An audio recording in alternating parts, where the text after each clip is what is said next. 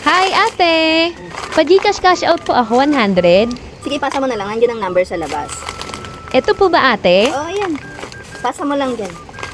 Sige po, wait lang. Magkano po pala ang fee ng 100 pesos? 5 piso lang kapag 100. Wow, bakit ang mura sa inyo? Sa iba kasi 10 pesos kapag 100. Ah. 5 pesos lang talaga sa akin kapag 100. Pero kapag lumagpas ka ng 100 hanggang 500, 10 pesos na yon. Ah, ang mura te. Sa iba kasi sobrang taas magpresyo. Grabe. Hindi talaga ako masyado nagtataas ng presyo. Kasi the more mura ang tinda, the more customers, and the more kita, di ba? Nice. Oo nga, may tama ka te. Ha? May tama ako? Ano tama ako? Tama. And meron pa rin naman akong tubo kahit papaano. Yan 5 piso mo, tubo ko na yan. Kahit maglakad ka dyan maghapon sa daan, di ka makakita ng 5 piso. Di ba? Tama kayo, tama Napasa mo na ba?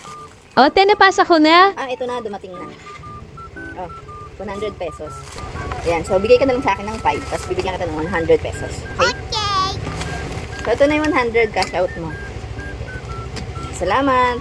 Thank you, te. Sa uulitin. Dito na ako magkakasya kasi mura lang. Salamat Sige, ulit. balik ka lang.